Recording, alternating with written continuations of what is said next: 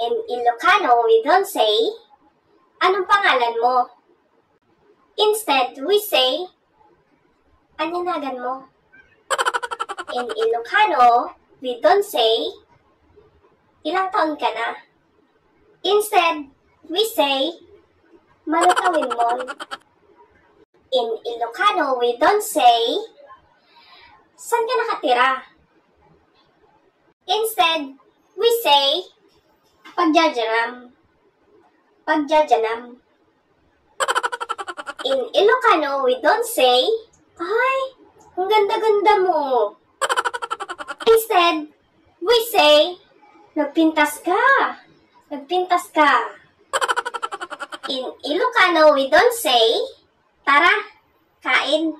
Kakain tayo. Instead, we say, may kan, mangan tayo. Mangan tayo. In Ilocano, we don't say, maligo ka nga. Ang baho-baho mo na.